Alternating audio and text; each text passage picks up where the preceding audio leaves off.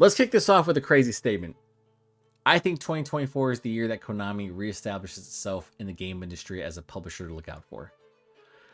I'm just saying, when you look at what 2024 has in store for Konami, they are actually throwing haymakers here. Now, I would say potentially there's going to be 3 releases instead of 4. I think Metal Gear Solid Delta falls into 2025, but PlayStation did have their scissor reel come out for 2024, and both Silent Hill 2 and Metal Gear Solid Delta were included. So I think, you can be pretty excited if Metal Gear Solid Delta happens to release later this year. Now, when it comes to Contra, for whatever reason, Konami just keeps going back to that franchise, and they've had kind of mixed results. I think the last release in 2019 wasn't well received, but this is going to be a reimagining of the first game. And honestly, it's kind of a layup. This is kind of like, in my opinion, a throwaway game. It could be really good. It could be really bad. I don't think it's really going to affect the future prospects of Contra because Konami just seems to go back to it all the time. Now, with Suikoden, I just think a lot of us are excited that one of my favorite JRPG franchises of all time is returning. Suikoden 2 in particular is what I considered one of the best JRPGs of all time. It's masterful. It's fantastic. And I'm happy that when it eventually releases, that so many new people are going to be introduced to this franchise, and I think they're going to love it as well. And I think that's just a layup, really. You're just doing like maybe a couple updates to the translation, some new visuals, maybe some music. I think that's all you have to do. You don't have to introduce voice acting or nothing. I don't want to see any of that stuff. I'm completely okay with reading text. Now, when it comes to the 2 big franchises releasing in 2024 for Konami, and that is Silent Hill 2 and Metal Gear Solid Delta, they can't fumble those at all. I think those have to be critical and commercial successes because otherwise it could affect the future prospects for those franchises. Let's talk about it. When it comes to the Silent Hill 2 remake, I think a lot of people have concerns in regard to how the game is going to play, what that new revised combat system is going to look like. I think primarily because with Bloober Team, I don't think it's a question of what you're going to get production-wise. I think it's going to be solid. They're going to have probably the biggest budget they've ever worked with, so we're probably all expecting a visual feast. Now, gameplay-wise, the original Silent Hill 2 wasn't great, right? James was clunky, he wasn't a great shot, but I think all that was intentional because he's a civilian. And I cannot see a Silent Hill 2 remake where James is like this competent fighter. I really can't. I'm hoping that there's an emphasis on stealth and melee. I do. I think that would make the most sense. I think when James does get a firearm, he's obviously going to struggle with it, as he should, because he is not a trained police officer, trained combatant. So my guess is stealth and melee, and that would make sense. I'm hoping that they throw in a couple new tricks here and there for gameplay, having to burn certain bodies like Resident Evil. That's just me having a dream. And I'm hoping that a lot of the boss fights are remastered, redone. I think that would be exciting. I hope that they don't change anything with the narrative. Whatever you found controversial when Silent Hill 2 first came out, just keep it in. Everything else is fine. All they have to do is just make sure that the gameplay is competent and that it makes sense for the game. Silent Hill 2 is not a running gun game. It should not devolve into an action title like Resident Evil or Dead Space. It should straight up be a survival horror title. Keyword, survival. Let's not make too many big changes, Bloober Team, please. I'm hoping that this releases in the first half of 2024. I can see it coming out in the second half of the year. But if it does happen to come out in the first half, I would be pretty excited to see how it does. I think it should be a layup.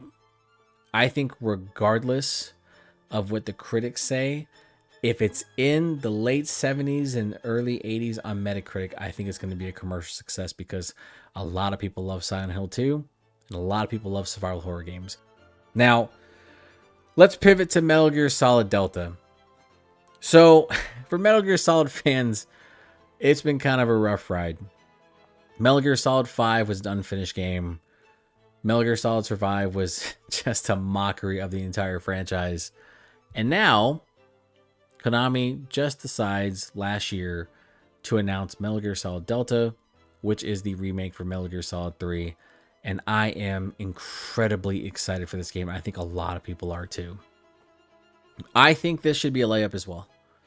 I do have concerns, and they primarily stem from the fact that if I had to add Metal Gear Solid 5's gameplay to Metal Gear Solid 3, that would make it a significantly shorter game. For those who have not played Metal Gear Solid 5, that is the one game in the series in which you are intensely capable. And I'm talking you are a monster in that game. The game itself, even on hard, is not that difficult because of just how capable Snake is. And he has a ton of moves. And with Metal Gear Solid 3, I'm wondering what changes they're going to make and implement. You know, CQC-wise, shooting-wise, enemy placements. Are they going to expand certain areas? Are they going to restrict them? Is it going to be more open areas, more connected areas? Because remember, Metal Gear Solid 3 has a ton of loading areas, right? But you take those away, you take away that connectivity and just make one big area that you can travel through. It's going to make for a really interesting game. And I wonder what they're going to change, like how they're going to update some of the bosses, because I personally think some of the bosses are fantastic and it's going to be really difficult to top them. You might have to like reach deep into your bag and go batshit crazy for it, but Konami has the opportunity to reinvigorate the franchise by nailing Metal Gear Solid Delta. And here's the thing, I don't think they should jump right into Metal Gear Solid if they nail this game. I think they should jump into Peace Walker. I do. Hell, I'm hoping that Metal Gear Solid Delta doesn't just end with Metal Gear Solid 3's ending. I hope it immediately jumps into Peace Walker. Because let's say I'm right. Let's say that the gameplay from Metal Gear Solid 5 being inserted to Metal Gear Solid 3 makes the game much shorter because of how capable Snake is. So then now you have to add more content. Add Peace Walker's content in there, and we are good to go. So I think that Konami really has a chance to just make gamers trust them again by coming out and nailing these 4 franchises.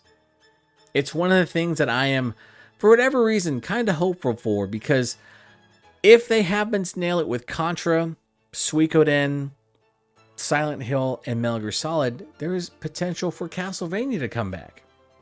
And that would be fantastic.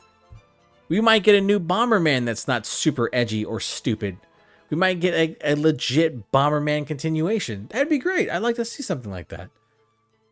But Konami has a chance here in 2024 to nail it. Even if Metal Gear Solid Delta comes out in 2025, it's still a big year for them. There's no way that I can think of that they can absolutely just fumble these 3 titles, at least the remaster. Like, there's no way Suikoden 1 and 2 can be a complete bust. I just don't see it. When it comes to Contra, listen, that's hit or miss. And Silent Hill 2, it's going to come down to the gameplay. I think that game hits 7s, regardless if the gameplay is still clunky. I think if it nails the aesthetic of Silent Hill 2, the original, I think Bloober Team is going to be in the clear. Me personally, if it's not within the 8s or 9s, if it's not well received, move on from them as a team. Give this game to somebody else.